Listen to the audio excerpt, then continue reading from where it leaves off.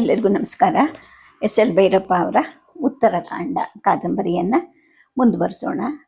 ರಾಮನ ಪಟ್ಟಾಭಿಷೇಕಕ್ಕೆ ಎಲ್ಲ ಸಿದ್ಧತೆಗಳಾಗ್ತಾ ಇರಬೇಕಾದ್ರೆ ಕೈಕೇಯಿ ಹಠ ಹಿಡಿತಾಳೆ. ತನ್ನ ಮಗನಿಗೆ ರಾಜ್ಯಾಭಿಷೇಕ ಆಗಬೇಕು, ಅದು ದಶರಥ ಕೊಟ್ಟ ಮಾತಿನ ಹಾಗೆ ಅಂತ ಹೇಳಿಬಿಟ್ಟು ರಾಮನನ್ನು ಕರೆಸ್ಕೊತಾಳೆ. ದಶರಥಂಗೆ ಇಷ್ಟ ಇರೋದಿಲ್ಲ. ಅವನು ಮೂರ್ಛಿತನಾಗಿ ಬಿದ್ದಿದ್ರು ಕೂಡ ಆಕೆ ತನ್ನ ಹಠವನ್ನೇ ಹೇಳಿಕೊಂಡು ಇಕ್ಷ್ವಾಕು ವಂಶದವರು ಸತ್ಯವಂಶದವರೇ ಅಲ್ಲ ಅಂತ ಇತ್ಯಾದಿ ಹೇಳ್ತಾಳೆ. ಆನಂತರ ರಾಮ ಸೀತೆಯನ್ನು ಕರ್ಕೊಂಡು ತನ್ನ ಅರಮನೆಗೆ ಬರ್ತಾನೆ. ಅಲ್ಲಿ ಮರುದಿನದ ಪಟ್ಟಾಭಿಷೇಕಕ್ಕೆ ಸಿದ್ಧ ಮಾಡ್ತಾ ಇದ್ದ ಪುರೋಹಿತರುಗಳಿಗೆ ನನ್ನ ಪಟ್ಟಾಭಿಷೇಕ ನಡೆಯೋದಿಲ್ಲ, ಇದೇ ಸಾಮಗ್ರಿಗಳಿಂದ ಭರತನ ಪಟ್ಟಾಭಿಷೇಕವನ್ನು ಮಾಡಿ ಅಂತ ಹೇಳಿಬಿಟ್ಟು ಏನೊಂದು ಮಾತಾಡದೆ ಸೀತೆ ಜೊತೆ ಒಳಕೋಣೆಗೆ ನಡೀತಾನೆ. ಮತ್ತೆ ಕತೆಗೆ ಹೋಗೋಣ. ಕೈಕೇಯಿಯ ಅಧಿಕಾರ ಸಮ್ಮುಖದಲ್ಲಿ ನಡೆದ ಕಲಾಪವನ್ನು ನೋಡಿ ಎಲ್ಲವನ್ನು ಗ್ರಹಿಸ್ತಾ ಇರಬೇಕಾದ್ರೆ ನನ್ನ ಮನಸ್ಸು ಆಘಾತಕ್ಕೆ ಒಳಗಾಗಿತ್ತು. ಪಟ್ಟದ ಯುವರಾಣಿಯಾಗಿ ಭಾವಿ ಮಹಾರಾಣಿಯಾಗಿ ರಾಮನ ಪಕ್ಕದಲ್ಲಿ ಕೂರೋ ಅವಕಾಶ ತಪ್ಪಿತು ಅಂತ ಅನ್ನೋದಕ್ಕಿಂತ ರಾಮನಿಗೆ ಯುವರಾಜ ಪದವಿ ತಪ್ಪುತ್ತಲ್ಲ ಈ ಮಾತಿನ ಘಟ್ಟದಲ್ಲಿ ಅಂತ ಹೇಳಿಬಿಟ್ಟು ನನ್ನ ಅಂತರಂಗದ ಮೇಲೆ ಯಾರೋ ಕುದಿಯುವ ನೀರನ್ನು ಸುರಿದ್ರ ಅನ್ನೋ ಅಷ್ಟು ನೋವಾಗ್ತಾ ಇತ್ತು. ಅವನು 14 ವರ್ಷ ಘೋರಾರಣ್ಯ ವಾಸ ಮಾಡಬೇಕು ಅಂತ ಎರಡನೇ ಆಗ್ರಹವನ್ನು ಆಕೆ ಇಟ್ಟಾಗ ನನ್ನ ಹೃದಯಕ್ಕೆ ಬೆಂಕಿನೇ ಇಟ್ಟ ಹಾಗಾಯಿತು. ಮುಂದೆ ನುಗ್ಗಿ ಅನ್ಯಾಯ ಇದು, ನೀನು ರಾಕ್ಷಸಿ, ನನ್ನ ರಾಮನ ಸಾತ್ವಿಕ ಗುಣವನ್ನು ಅರ್ಥ ಮಾಡಿಕೊಳ್ಳಲಾರದ ಪಾತಕಿ ನೀನು ಅಂತೆಲ್ಲ ಕೂಗಾಡ್ಬಿಡೋಣ ಅಂತ ಮನಸ್ಸಿಗೆ ಬಂತು. ಆದರೆ ಹಿರಿಯರಾದಂತಹ ಮಾವ ಪತಿಯಾದ ರಾಮ ಮಾತಾಡ್ತಾ ಇರಬೇಕಾದ್ರೆ ಸೊಸೆಯಾಗಿ ನನ್ನ ಬಾಯಿ ಹಾಕೋದು ಉದ್ದಟತನ ಆಗತ್ತೆ. ನನ್ನನ್ನು ಇಲ್ಲಿಗೆ ಕರೆತಂದಿದ್ದಾದ್ರೂ ಪತ್ನಿ ಸಮೇತನಾಗಿ ವ್ರತಸ್ಥನಾದ ರಾಮನು ಪತ್ನಿಯನ್ನು ಬಿಟ್ಟು ಒಬ್ಬನೇ ಗೃಹದಿಂದ ಆಚೆಗೆ ಹೋಗಬಾರ್ದು ಅನ್ನೋ ಶಾಸ್ತ್ರದಿಂದ ಮಾತ್ರ ಅನ್ನೋ ಒಂದು ಮಿತಿ ನನ್ನ ಮನಸ್ಸಿನಿಗೆ ಎಚ್ಚರಿಕೆ ಕೊಡ್ತು. ಒಮ್ಮೆ ನಾಲ್ಗೆಯಿಂದ ನುಡಿದದ್ದನ್ನು ಇವನು ಆಚರಿಸದೆ ಬಿಡೋದೇ ಇಲ್ಲ.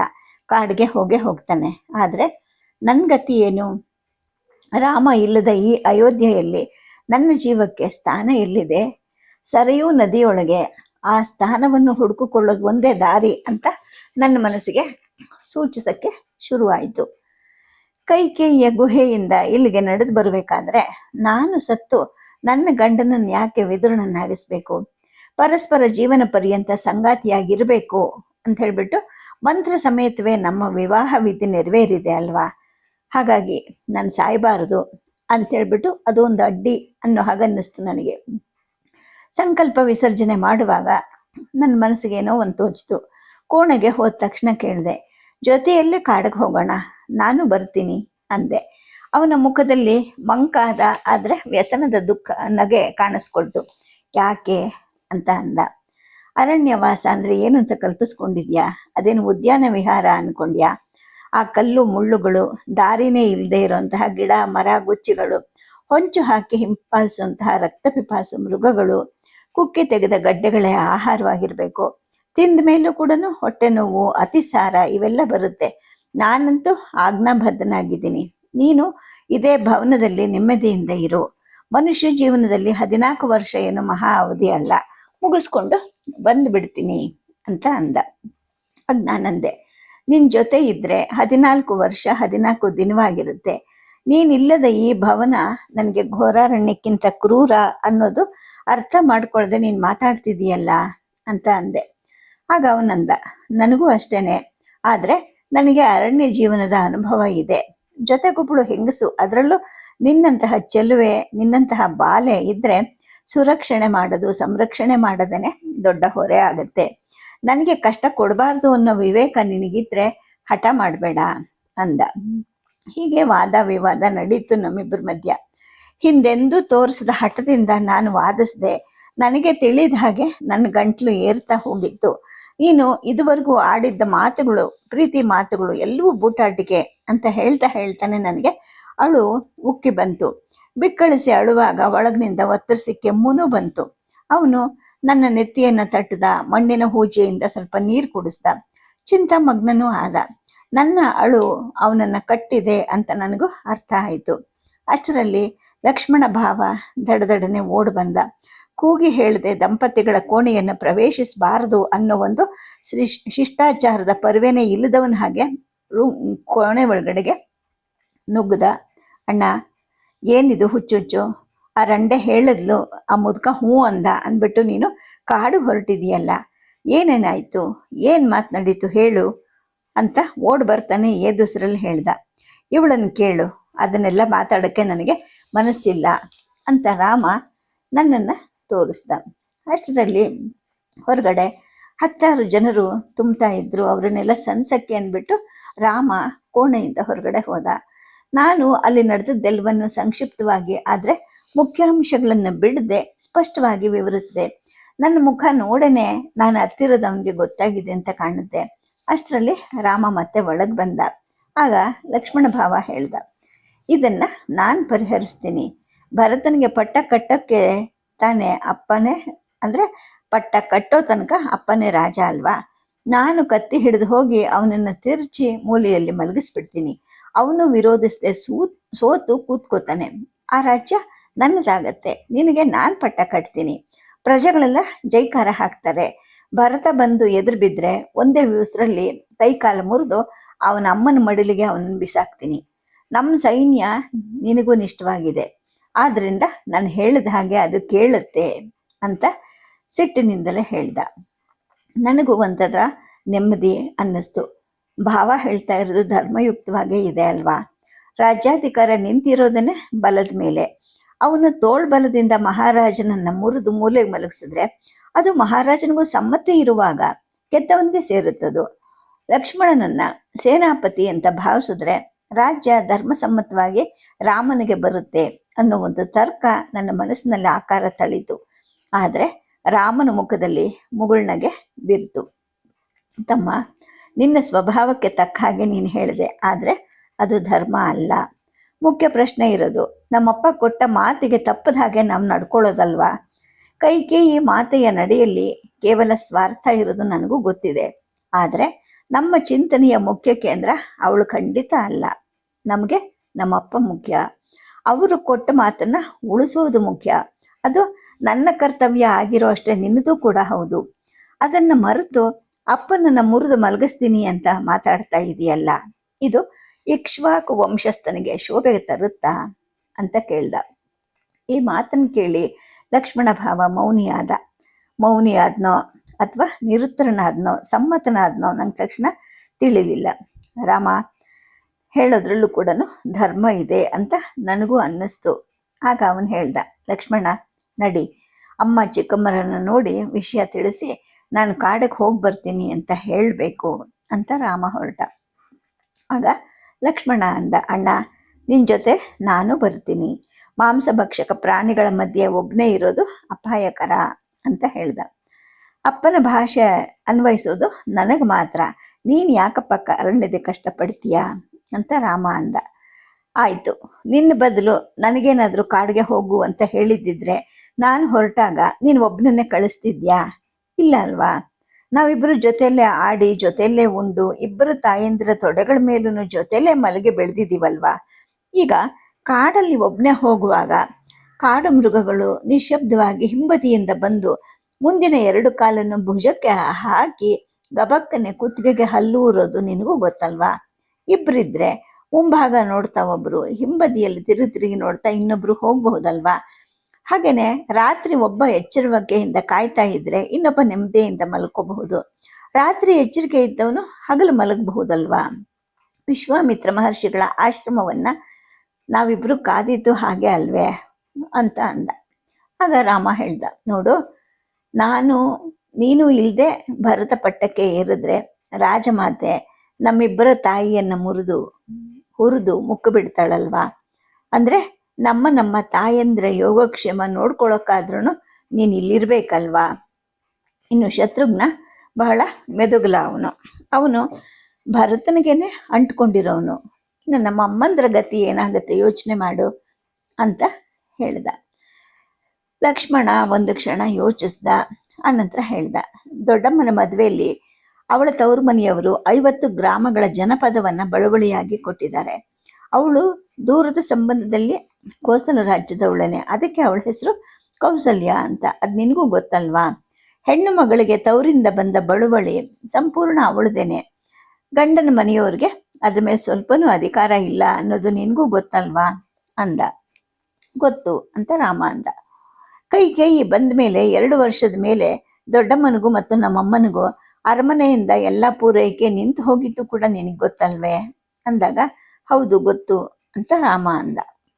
ಆಗನಿಂದ ಇಲ್ಲಿ ತನಕ ಅವರಿಬ್ಬರು ಜೀವಿಸ್ತಿರೋದು ನನಗೆ ನಿನಗೆ ಅವರ ಅಂತಃಪುರಗಳಲ್ಲಿ ಭಕ್ಷ್ಯಪೂಜ್ಯ ಮಾಡಿಸಿ ತಿನ್ನಿಸ್ತಿರೋದು ಕೂಡ ಆ ಬಳುವಳಿಯ ಉತ್ಪತ್ತಿಯಿಂದ ಅನ್ನೋದು ನಿನಗೆ ಗೊತ್ತಾ ಅಂತ ಲಕ್ಷ್ಮಣ ಹೇಳ್ದ. ಯಾಗ ರಾಮ ಏನು ಮಾತಾಡಲಿಲ್ಲ, ನಿರುತ್ತರನಾದ. ಸ್ವಲ್ಪ ಹೊತ್ತಿನ ನಂತರ, ತಮ್ಮ, ಕಾಡಿಗೆ ಹೊರಟಿರುವಾಗ ಈ ಕಹಿ ಸಂಗತಿಗಳ ನೆನಪು ಯಾಕೆ ಮಾಡ್ತಾ ಇದೀಯಾ ಅಂತ ಅಂದ. ಆಗ ಲಕ್ಷ್ಮಣ ಹೇಳ್ದ, ನೆನಪು ಮಾಡ್ತಾ ಇಲ್ಲ ಅಣ್ಣ. ಭರತನ ರಾಜ್ಯಭರದಲ್ಲೂ ಕೂಡ ನಾನು ಇಲ್ದೇನೆ, ನೀನು ಇಲ್ದೇನೆ ನಮ್ಮ ಇಬ್ಬರು ತಾಯಂದ್ರು ಇದುವರೆಗೂ ಇದ್ದ ಹಾಗೇನೆ ಜೀವನ ಮಾಡಬಹುದು ಅನ್ನೋದಕ್ಕೆ ಹೇಳಿದೆ ಅಷ್ಟೇ. ಭರತ ಸಿಂಹಾಸನ ಏರಿ ಅವನಮ್ಮನಿಗೆ ನಿರಂಕುಶ ಅಧಿಕಾರ ಬಂದು ಅವಳು ದೊಡ್ಡಮ್ಮನ ಬಳುವಳಿಯನ್ನು ಮುಟ್ಟುಗೋಲು ಹಾಕ್ಕೊಂಡ್ರೆ ಬೇರೆ ಮಾತು. ಹಾಗೆ ಮಾಡೋಕ್ಕೇನಾದರೂ ಹೊರಟ್ರೆ ರಾಜ್ಯದ ಧರ್ಮಾಧ್ಯಕ್ಷರು, ಜನಸಾಮಾನ್ಯರು ಅವಳ ಮೇಲೆ ತಿರುಗಿ ಬೀಳ್ತಾರೆ. ಯಾಕೆಂದರೆ ನಮ್ಮ ರಾಜ್ಯದಲ್ಲಿ ಮಾತ್ರ ಅಲ್ಲ, ಎಲ್ಲ ರಾಜ್ಯಗಳಲ್ಲೂ ಕೂಡ ಹೆಂಗಸರಿಗೆ ತವರಿಂದ ಬಂದ ಬಳುವಳಿಯನ್ನು ಮುಟ್ಟೋ ಅಧಿಕಾರ ರಾಜನೇ ಆದರೂ ಕೂಡ ಯಾರಿಗೂ ಇಲ್ಲ ಅನ್ನೋದು ನಿಯಮ ಇದೆ ಅಲ್ವಾ ಅಂತ ಅಂದ. ಈ ಮಾತಿಗೆ ರಾಮ ಏನು ಉತ್ತರ ಕೊಡದೆ ನಿರುತ್ತರನಾದ. ಇದು ಕೂಡ ಅವನಿಗೆ ಗೊತ್ತಿಲ್ಲದೆ ಇರೋ ನಿಯಮ ಏನೂ ಅಲ್ಲ. ರಾಜಧರ್ಮದ ವಿಷಯದಲ್ಲಿ ಅವನ ತಿಳುವಳಿಕೆ ಲಕ್ಷ್ಮಣ ಭಾವನ ತಿಳುವಳಿಕೆಗಿಂತ ಆಳವಾದದ್ದು, ಸೂಕ್ಷ್ಮ ಆಗಿದ್ದು ಕೂಡ ನಂಗೆ ಗೊತ್ತಿತ್ತು. ಭಾವನ ಹಠದಲ್ಲಿ ನನ್ನ ಇಚ್ಛೆಯನ್ನು ಗೆಲ್ಲಿಸ್ಕೊಳ್ಳೋ ದಾರಿ ನನಗೆ ಕಾಣಿಸ್ತಾ ಹೋಯಿತು. ತಕ್ಷಣ ಹೇಳಿದೆ, ಆರ್ಯಪುತ್ರ, ಭಾವನ ಜೊತೆಗಿರ್ಬೇಕಾದ್ರೆ ನನ್ನ ರಕ್ಷಣೆ ನಿನಗೆ ಕಷ್ಟ ಆಗಲ್ಲ ಅಲ್ವಾ? ಬೇಡ ಅನ್ನಕ್ಕೆ ನಿನಗೆ ಯಾವ ಕಾರಣನೂ ಇಲ್ಲ ಅಂದೆ. ಆಗ ಲಕ್ಷ್ಮಣನಿಗೆ ಆಶ್ಚರ್ಯ ಆಯಿತು. ನೀನು ಹೊರಟಿದ್ದೀಯೇನು? ನಿನಗೆ ಯಾಕೆ ಆ ಕಷ್ಟ?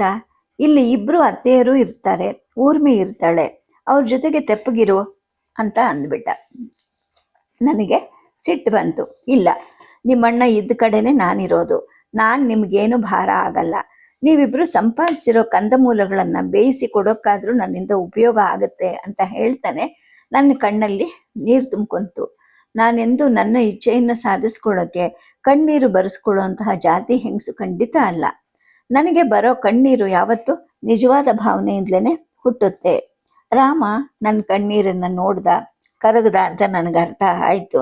ಲಕ್ಷ್ಮಣ, ಬರಲಿ ಬಿಡು ಅಂತ ಹೇಳಿಬಿಟ್ಟು ತನ್ನ ಸಮ್ಮತಿಯನ್ನು ಸೂಚಿಸ್ದ. ಬಾಯಿ ಬಿಟ್ಟು ಹೇಳ್ದಿದ್ರು ಕೂಡ ರಾಮ ಲಕ್ಷ್ಮಣ ಇಬ್ಬರು ಇದಕ್ಕೆ ಒಪ್ಕೊಂಡ್ರು. ನಾನು ಭಾವೋದ್ವೇಗಗೊಂಡೆ. ನನ್ನ ಗಂಡ ಪಟ್ಟಾಭಿಷೇಕನಾಗ್ತಾನೆ, ಸಂಭ್ರಮದಿಂದ ಇರ್ತೀವಿ ಅಂತ ಅಂದ್ಕೊಂಡವನು ಈಗ ಕಾಡು ಪಾಲಾಗ್ತಾನೆ ಅನ್ನೋ ದುಃಖಕ್ಕೆ ಕುಸಿದವಳು ಈಗ ಅವನ ಜೊತೆಗಿರ್ತಾನಲ್ಲ ಅನ್ನೋ ಉದ್ವೇಗಕ್ಕೆ ಒಳಗಾದೆ. ನಡೀರಿ, ಬದಲಾದ ಪರಿಸ್ಥಿತಿಯನ್ನು ನಮ್ಮ ತಾಯಂದ್ರಿಗೆ ಹೇಳಿ ಸಮಾಧಾನ ಪಡಿಸೋಣ. ಕಾಡಿಗೆ ಹೋಗ್ತೀನಿ ಅಂತ ಮಾತು ಕೊಟ್ಟ ಮೇಲೆ 1 ದಿನನೂ ಇಲ್ಲಿ ನಾವು ಉಳಿಬಾರ್ದು ಅಂತ ರಾಮ ಅವಸರ ಮಾಡಕ್ಕೆ ಶುರು ಮಾಡಿದ. ನಾವು 3 ಅತ್ತೆಯ ಅಂತಃಪುರಕ್ಕೆ ಹೊರಟ್ವಿ. ಹೊರಗೆಲ್ಲ ಜನ ತುಂಬಿಬಿಟ್ಟಿದ್ರು. ಪಟ್ಟಾಭಿಷೇಕವನ್ನು ನೋಡ್ಲಿಕ್ಕೆ ಅಂದ್ಬಿಟ್ಟು ರಾತ್ರಿ ಎಲ್ಲ ನಿದ್ದೆಗೆಟ್ಟು ಅರಮನೆ ಆವರಣದಲ್ಲಿ ನಿಲ್ಲಕ್ಕೂ ಸ್ಥಳ ಇಲ್ಲದ ಹಾಗೆ ಒಬ್ಬರನ್ನೊಬ್ಬರು ಒತ್ತಿ ನಿಂತಿದ್ದ ಗಂಡಸರು, ಹೆಂಗಸರು, ಯುವಕರು, ಮುದುಕರು ಎಲ್ರಿಗೂ ವನವಾಸದ ಸುದ್ದಿ ತಿಳಿದಿತ್ತು. ಇಷ್ಟೊತ್ತಿಗೆ ರಾಮನನ್ನು ನೋಡಿದ ತಕ್ಷಣ ನಮ್ಮ ಅಂತಃಪುರದ ದ್ವಾರದಲ್ಲಿದ್ದವರು ರಾಮ ರಾಮ ಅಂತ ಕೂಗ್ಕೊಂಡ್ರು. ತುಂಬಿದ ಸಹಸ್ರ ಜನರು ಕೂಡ ರಾಮ ರಾಮ ಅಂತ ಕಿರಿಚಿಕೊಂಡ್ರು. ರಾಮ, ಕಾಡಿಗೆ ಹೋಗಬೇಡ, ಆ ಕೈಕೇಯಿ ಹೊಲಸರಂಡೆ, ಮಹಾರಾಜನಿಗೆ ಬುದ್ಧಿ ಕೆಟ್ಟಿದೆ, ನೀ ಹೋಗಬೇಡ ಅಂತ ಕೆಲವರು ಕೂಗಿದ್ರು. ಉಳಿದವರು ಕೂಡ ಹೋಗಬೇಡ ಆಕೆ ರಂಡೆ ಅಂತ ಮಾರ್ದನಿಗೈದ್ರು. ನಾವು ಮುಂದೆ ಹೋಗೋಕ್ಕೂ ಬಿಡದೆ ಸುತ್ತುವರೆದ್ರು. ಅಷ್ಟರಲ್ಲಿ ಅಂಗರಕ್ಷಕರು ನಮ್ಮನ್ನು ಸುತ್ತಕೊಡ್ತಾ ಕಟ್ತಿದ್ದಿದ್ರೆ ನೂಕುನುಗ್ಗಲಲ್ಲಿ ನಾವು ಜಜ್ಜೆ ಹೋಗ್ಬಿಡ್ತಿದ್ವಿ. ಅಂಗರಕ್ಷಕರಿಗೆ ಭಾವ ದೊಡ್ಡ ರಾಣಿ ಮನೆಗೆ ಅಂತ ಹೇಳ್ದ. ಅವರು ನಮ್ಮನ್ನು ಅಲ್ಲಿಗೆ ಕರ್ಕೊಂಡು ಹೋದರು. ಅಷ್ಟರಲ್ಲಿ ಒಳಗಡೆನೂ ಎಲ್ಲ ಸುದ್ದಿ ಹಬ್ಬಿತ್ತು ಅಂತ ಕಾಣುತ್ತೆ. 2 ಅತ್ತೆಯರ ಮುಖ ಮಾತ್ರ ಅಲ್ಲ, ಸೇವಕಿಯರ ಮುಖಗಳು ಕೂಡ ಒದ್ದೆ ಆದ ಬಟ್ಟೆ ಹಾಗೆ ಒದ್ದೆ ಆಗಿದ್ವು. ಅತ್ತೆ ಮಗನನ್ನು ತಬ್ಬಿ ಕುಸಿದು ಬಿದ್ರು. ರಾಮ ಅವರನ್ನು ಎತ್ತಿ ಒಳಗಿನ ಕೋಣೆಗೆ ತಳ್ಕೊಂಡೇ ಹೋದ. ಚಿಕ್ಕತ್ತೆ, ನಾನು, ಭಾವ ಅವರನ್ನು ಅನುಸರಿಸಿದ್ವಿ. ಕೋಣೆ ಬಾಗಿಲನ್ನು ಮುಚ್ಚಿ ರಾಮ ತನಗೂ ಕೈಕೇಯಿಗೂ ನಡೆದ ಮಾತುಗಳು, ಮಹಾರಾಜನ ಸ್ಥಿತಿಗಳನ್ನ ಎಲ್ಲ ಹೇಳ್ದ. ನೀನು ದೊಡ್ಡ ವಂಶದಲ್ಲಿ ಹುಟ್ಟಿ ಬೆಳೆದವಳು ಅಮ್ಮ, ಕಷ್ಟಗಳು ನಮ್ಮನ್ನ ಪರೀಕ್ಷಿಸಕ್ಕೆ ಬರುತ್ತವೆ ಅನ್ನೋದು ಮರಿಬೇಡ ಅಂದ. ಆಗ ಅತ್ತೆ ಹೇಳಿದ್ರು, ನೀನು ಹುಟ್ಟೋ ತನಕ ಮಕ್ಕಳಿಲ್ಲದ ಕೊರಗಿತ್ತು ನನಗೆ. ಈಗ ಹೀಗಾಗೋ ಬದಲು ನೀನು ಹುಟ್ಟದೇ ಇದ್ದಿದ್ರೇನೆ ನನಗಿಷ್ಟು ದುಃಖ ಆಗ್ತಾ ಇರ್ಲಿಲ್ವೇನೋ ಕಣೋ. ನಿನ್ನಂತಹ ನಿನ್ನ ಅಪ್ಪನ ತರಹ ದಾರಿ ತಪ್ಪಿದ ಗಂಡ ಈ ಪ್ರಪಂಚದಲ್ಲಿ ಯಾರಿಗೂ ಇಲ್ಲ ಅಂತ ಕಾಣುತ್ತೆ. ಅವಿವೇಕದ ಮಾತಾಡಿದ್ರೆ ತಂದೆ ಆಗಲಿ ತಾಯಿ ಆಗಲಿ ವಿರೋಧಿಸೋದು, ಧಿಕ್ಕರಿಸೋದು ಧರ್ಮ. ಹಾಗಿರ್ಬೇಕಾದ್ರೆ ನೀನು ಯಾಕೆ ಅವ್ರ ಮಾತು ಒಪ್ಕೊಂಡೆ? ಈಗಲಾದ್ರೂ ಹೋಗಿ ಧಿಕ್ಕರಿಸಿ ಬಾ ಅಂತ ಹೇಳ್ತಾನೆ ಅಮ್ಮ ರೋಷದಿಂದ ಮಾತಾಡಿದ್ರು.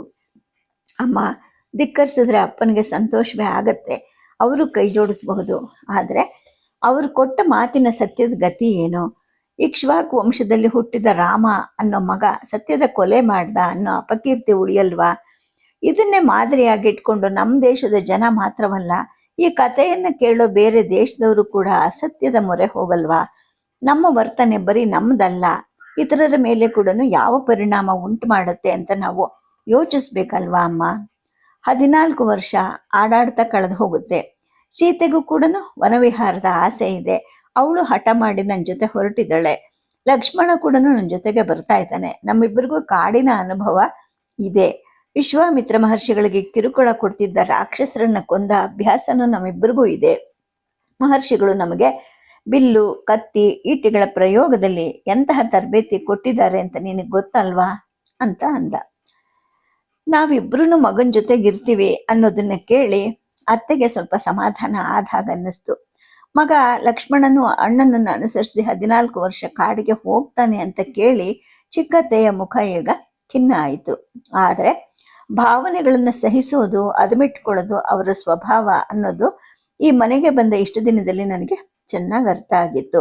ಲಕ್ಷ್ಮಣನ ಮೇಲೆ ಇರೋಷ್ಟೇ ಪ್ರೀತಿ ಅವ್ರಿಗೆ ರಾಮನ ಮೇಲೂ ಕೂಡ ಇತ್ತು. ಅತ್ತೆಯದು ಶುದ್ಧ ಸಾತ್ವಿಕ ಸ್ವಭಾವ ಆದ್ರೂ ಕೂಡ ಭಾವನೆಯನ್ನ ಒತ್ತಿಟ್ಟುಕೊಳ್ಳದೆ ಮಾತಿನಲ್ಲಿ, ಮುಖದಲ್ಲಿ, ಅಪ್ಪಿಕೊಳ್ಳೋದ್ರಲ್ಲಿ ಅಥವಾ ಬೈಯೋದ್ರಲ್ಲಿ, ಕಣ್ಣೀರು ತಂದ್ಕೊಳ್ಳೋದ್ರಲ್ಲಿ ಅವರು ವ್ಯಕ್ತಪಡಿಸ್ತಿದ್ರು. 7 ವರ್ಷ ಕಳೆದ್ರೂ ತಮಗೆ ಮಕ್ಕಳಾಗ್ಲಿಲ್ಲ ಅಂದ್ಬಿಟ್ಟು ಮಹಾರಾಜರು ಚಿಕ್ಕತ್ತೆಯನ್ನ ತಂದಾಗ ಅವರೇ ಈ ತಂಗಿಯನ್ನು ಸ್ವಾಗತಿಸಿ ತಬ್ಕೊಂಡಿದ್ರಂತೆ. ನನಗೆ ಹಾಕ್ತಿದ್ದ ಹಾಗೆ ಅವ್ರಿಗೂ ಹೆರಳು ಹಾಕ್ತಿದ್ರಂತೆ. ತಮ್ಮ ಸೀರೆ ಆಭರಣಗಳನ್ನು ತೊಡಿಸ್ತಿದ್ರಂತೆ.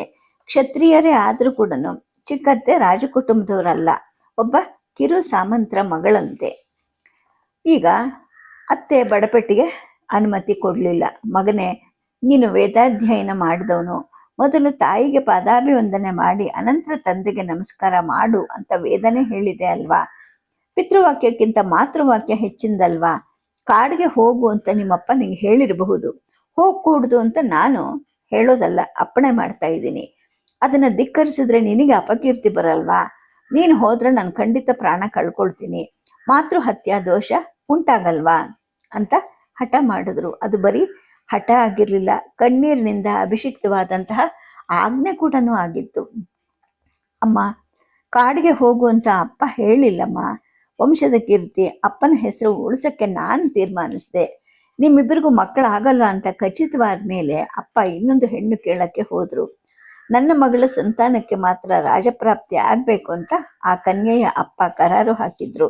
ಇವರು ಒಪ್ಪಿದ್ರು. ಅನಂತರ ವೈದ್ಯರಾಜರು ಬಂದ್ರು. ಅವರು ನಿನಗೆ ಮೊದಲು ಚಿಕಿತ್ಸೆ ಮಾಡಿದ್ರು, ನಾನು ಹುಟ್ಟಿದೆ. ಮಗು ನಿನ್ನ ಮಗು ಅಂತ ನಿನಗೆ ಮೋಹ ಹುಟ್ಕೊಂತು. ಮೊದಲನೇ ಮಗು ಅಂತ ಅಪ್ಪನಿಗೂ ಮೋಹ ಆಯಿತು. ನನಗೆ ಪಟ್ಟ ಕಟ್ಟೋಕೆ ಅವ್ರಿಗೆ ಆಸೆ ಆಯಿತು. ಹಾಗಂತ ನಿನ್ನ ಮಗಳ ಸಂತಾನಕ್ಕೆ ಪಟ್ಟ ಕಟ್ತೀನಿ ಅಂತ ಅವಳ ಅಪ್ಪನಿಗೆ ಕೊಟ್ಟ ಮಾತು ಇಲ್ಲ ಆಗತ್ತೇನೋ? ಇಲ್ವಲ್ವಾ? ಸತ್ಯವನ್ನ ಮೀರು ಅಂತ ನೀನಾದ್ರೂ ಹೇಗೆ ಹೇಳ್ತೀಯ? ಅಪ್ಪನಿಗಿಂತ ಅಮ್ಮನಿಗೆ ಆದ್ಯತೆ ಕೊಡಬೇಕು ಅನ್ನೋ ವೇದದ ಆದೇಶ ಪರಮಧರ್ಮವಾದ ಸತ್ಯಕ್ಕೆ ಪೂರಕವಾಗಿ ಅಧೀನವಾಗಿರ್ಬೇಕೋ ಅಥವಾ ಆ ಪರಮಧರ್ಮವನ್ನ ತುಳಿದು ನಿಲ್ಬೇಕೋ? ನೀನೇ ಹೇಳು. ನಮ್ಮ ಅನುಕೂಲಕ್ಕೆ ತಕ್ಕ ಹಾಗೆ ವೇದದ ಮಂತ್ರಗಳನ್ನ ಅರ್ಥೈಸಬಹುದಾ? ಅದು ಸರಿನಾ ಅಂತ ರಾಮ ಅಮ್ಮನ ಮುಖವನ್ನೇ ನೋಡ್ತಾ ಹೇಳ್ದ. ಇದೆಲ್ಲ ಕೇಳಿ ತಾಯಿಯ ಮುಖ ಕಾಂತಿಹೀನ ಆಯಿತು. ಚರ್ಚೆಯನ್ನು ಹೆಚ್ಚು ಲಂಬಿಸೋ ಇಷ್ಟ ಇಲ್ಲದೆ ರಾಮ ಕೂಡ ಇಬ್ಬರು ತಾಯಂದ್ರಿಗೂ ಬೀಳ್ಕೊಡುಗೆ ನಮಸ್ಕಾರ ಮಾಡ್ದ. ನಾನು ಮಾಡಿದೆ. ನನ್ನನ್ನು ತಬ್ಬಿಕೊಂಡ್ರು ಅತ್ತೆ. ಮಗಳೇ, ನೀನಾಗೆ ಹೊರಟಿದೀಯಾ? ಕಾಡಿನ ಜೀವನದಲ್ಲಿ ಅನ್ನ ಆಹಾರವಿಲ್ಲದೆ ವಸತಿ ಮನೆ ಇಲ್ಲದೆ ನರಳಬೇಕಾಗತ್ತೆ. ಎಂತಹ ಸಹಿಷ್ಣುವಿಗೂ ಕೂಡ ತಾಳ್ಮೆ ಕೆಡೋ ಸಂದರ್ಭ ಬರುತ್ತೆ. ನೀನು ಅಪ್ಪಿತಪ್ಪಿನು ನಿನ್ನ ಗಂಡನಿಗಾಗ್ಲಿ ಅಥವಾ ನಿಮ್ಮ ರಕ್ಷಣೆಗೆ ತಾನಾಗೆ ಬರ್ತಿರೋ ಮೈದನ ಮೇಲಾಗ್ಲಿ ಕಿಂಚಿತ್ತಾದ್ರೂ ಬಿರುನುಡಿ ಆಡಬೇಡ. ಕಾಲಿಗೆ ಮುಳ್ಳು ಚುಚ್ಚಿ ರಕ್ತ ಸುರಿತಿದ್ರು ಕೂಡ ಹಸನ್ಮುಖಿಯಾಗಿರು. ಮಹಾಪತಿವ್ರತೆ ಅನ್ನೋ ಕೀರ್ತಿಯನ್ನ ಸಂಪಾದಿಸು ಅಂತ ತಲೆ ನೇವರಿಸಿದ್ರು. ಇನ್ನು ತಮ್ಮ ಮಗ ಲಕ್ಷ್ಮಣನನ್ನು ತಬ್ಬಿಕೊಂಡ ಚಿಕ್ಕತ್ತೆ, ಮಗು ನಿನಗೆ ಕೋಪ ಹೆಚ್ಚು, ಅದನ್ನ ಸದಾ ನಿಯಂತ್ರಿಸ್ಕೊ. ಎಂತಹ ಸಂದರ್ಭದಲ್ಲೂ ರಾಮನಿಗೆ ಎದುರಾಡಬೇಡ.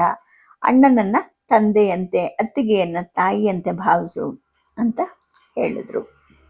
ಇನ್ನು ನಾವು ಮೂವರು ಬಾಗಿಲ ಹತ್ತಿರಕ್ಕೆ ಬಂದಾಗ ರಾಮ ಹೇಳ್ದ, ನಾವು ಹೊರಟ್ವಿ. ಇನ್ನು ಕೆಲವು ಗಳಿಗೆಯಲ್ಲಿ ಪ್ರಸ್ಥಾನ ಮಾಡಿ ಸೂರ್ಯ ಮುಳುಗೋದ್ರೊಳಗಡೆ ನಗರದ ಗಡಿ ದಾಟ್ತೀವಿ ಅಂತ ಮಹಾರಾಜನಿಗೆ ನಿವೇದಿಸ್ಬಿಟ್ಟು ಬರೋಣ ಅಂತ ಅಂದ.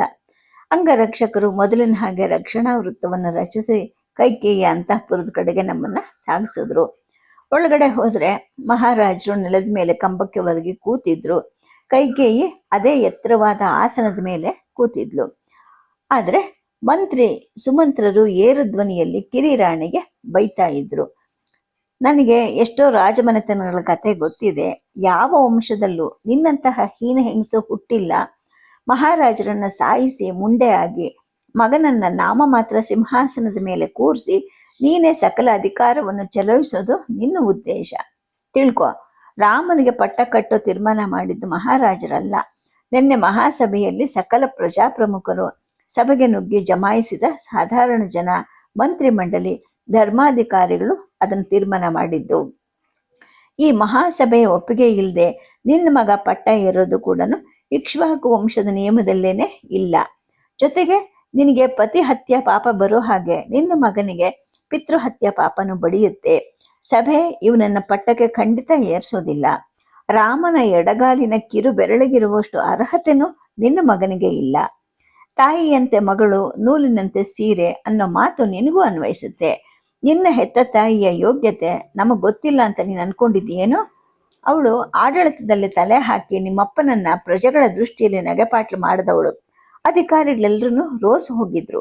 ನೀನು ಮದುವೆಯಾಗಿ ಈ ಕಡೆ ಬಂದಿದ್ಮೇಲೆ ಅಲ್ಲಿ ಏನಾಯ್ತು ಅಂತ ಕೂಡ ನಮಗೆ ಗೊತ್ತಿದೆ. ನಮ್ಮ ಆಡಳಿತದ ಬೇಹುಗಾರರು ನಮಗೆ ಸುದ್ದಿಯನ್ನು ಬಹಳ ಮುಂಚೆನೆ ಮುಟ್ಟಿಸಿದ್ರು. ನೆರೆ ದೇಶದವರು ಕೇಕೆಯದ ಮೇಲೆ ದಂಡೆತ್ತಿ ಬರ್ತಾರೆ ಅನ್ನೋ ಸುದ್ದಿ ಇತ್ತು.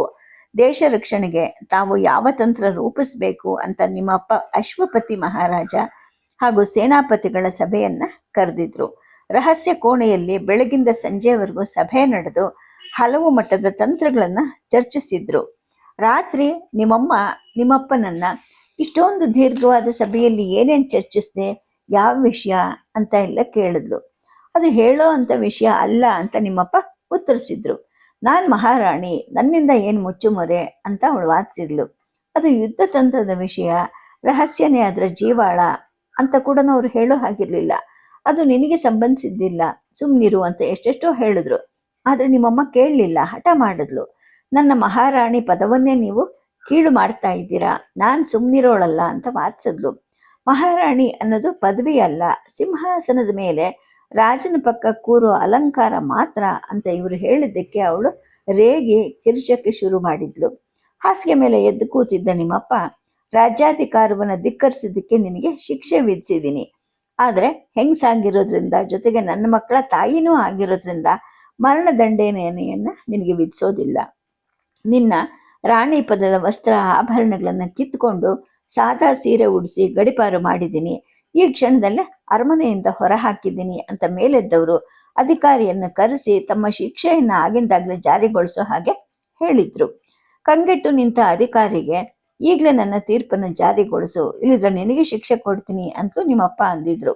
ಅಂತೂ ಅದೇ ಗಳಿಗೆಯಲ್ಲಿ ನಿಮ್ಮ ಅಮ್ಮನ ಸುವರ್ಣ ಲೇಪಿತವಾದ ದುಕ್ಕೂಲವನ್ನ ಕಳಚಿ ಸಾದಾ ಸೀರೆಯನ್ನು ಸುತ್ತಿ ನಗರದ ಹೊರಕ್ಕೆ ತಳ್ಳಿಬಿಟ್ಟಿದ್ರು. ಗೊಬ್ಬರ ತುಂಬೋ ಎತ್ತಿನ ಗಾಡಿಯಲ್ಲಿ ಕುಳ್ಳಿರಿಸಿ 2 ದಿನದ ಪ್ರಯಾಣದ ನಂತರ ರಾಜ್ಯದ ಗಡಿಯಾಚೆಗೆ ಒಯ್ದು, ಈ ಗಡಿಯೊಳಗೆ ಬಂದ್ರೆ ಮರಣದಂಡನೆ ಆಜ್ಞೆ ಅಂತ ಹೇಳಿ ಬಿಟ್ಟು ಬಂದ್ರು. ಆಮೇಲೆ ಆಕೆ ಎಲ್ಲಿ ಹೋದ್ಲೋ ಏನಾದ್ಲೋ ಯಾರಿಗೂ ಗೊತ್ತಿಲ್ಲ. ಯಾರು ತಿಳಿಯೋ ಪ್ರಯತ್ನ ಮಾಡಲೂ ಇಲ್ಲ. ಕೈಕೇಯಿ, ನಿನ್ನಮ್ಮನ ಗತಿ ನಿನಗೆ ಗೊತ್ತಿಲ್ಲದೆ ಏನಿಲ್ಲ. ಈಗಲೂ ಕೂಡ ದಶರಥ ಮಹಾರಾಜರನ್ನೇ ಈ ದೇಶಕ್ಕೆ ಅಂತಿಮ ಪ್ರಭು. ನಿನಗೂ ಇಂತಹ ಶಿಕ್ಷೆ ವಿಧಿಸುವಂತಹ ಅಧಿಕಾರ ಅವ್ರಿಗಿದೆ. ಆದರೆ ಎಚ್ಚರಿಕೆಯಿಂದ ಇರು. ನೀನು ಪಟ್ಟಾಭಿಷೇಕಕ್ಕೆ ಸಿದ್ಧವಾಗಿರೋ ರಾಜ್ಕುಮಾರನನ್ನ ಕಾಡಿಗಟ್ಟೋದು ಹುಡುಗಾಟದ ಮಾತಲ್ಲ ಅಂತ ಸುಮಂತ್ರರು ಮಾತು ನಿಲ್ಲಿಸಿದ್ರು.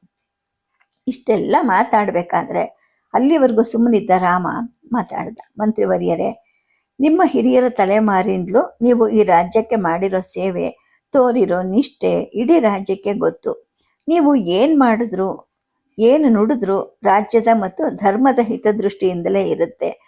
ನಾನು ಈಗ ಕಾಡಿಗೆ ಹೊರಟಿರೋದ್ರಲ್ಲಿ ನನ್ನ ಈ ತಾಯಿದೇನೂ ತಪ್ಪಿಲ್ಲ. ಬಹಳ ಹಿಂದೆನೆ ನನ್ನ ತಂದೆ ಇವಳ ತಂದೆಗೆ ಕೊಟ್ಟ ಒಂದು ಮಾತು, ಅದು ಕಾರ್ಯಬಾಹುಳ್ಯ ಮತ್ತು ಕಾಲಚಾಲನೆಯಲ್ಲಿ ನಮ್ಮ ಅಪ್ಪ ಮರೆತು ಬಿಟ್ಟಿದ್ರು. ಅವ್ರ ವಯಸ್ಸು ಕೂಡ ಅವರ ಮರವಿಗೆ ಕಾರಣವಾಗಿತ್ತು. ಅವರು ಮರೆತು ಆಗ್ತಿದ್ದ ಪ್ರಮಾದವನ್ನ ಈ ತಾಯಿ ಜ್ಞಾಪಿಸಿದ್ರು. ಇದರಿಂದ ನಮ್ಮ ವಂಶಕ್ಕೆ ಬರಬೇಕಾಗಿದ್ದ ಅಪಕೀರ್ತಿ ತಪ್ಪಿತು. ಹಾಗಾಗಿ ನಾವೆಲ್ಲ ಅವಳಿಗೆ ಕೃತಜ್ಞರಾಗಿರಬೇಕು. ನೀವು ಮಹಾರಾಜರಿಗೆ ಸಲ್ಲಿಸ್ತಿದ್ದಂತಹ ನಿಷ್ಠೆ ವಿಧೇಯತೆಗಳನ್ನು ಪಟ್ಟಾಭಿಷಿಕ್ತನಾಗಲಿರುವ ನನ್ನ ತಮ್ಮ ಭರತನಿಗೂ ಸಲ್ಲಿಸಿ ರಾಜ್ಯ ಸುಖ ಸಮೃದ್ಧಿಯಿಂದ ಮುಂದುವರಿಯಕ್ಕೆ ಸಹಾಯ ಮಾಡಿ. ಇದು ನನ್ನ ಕೋರಿಕೆ.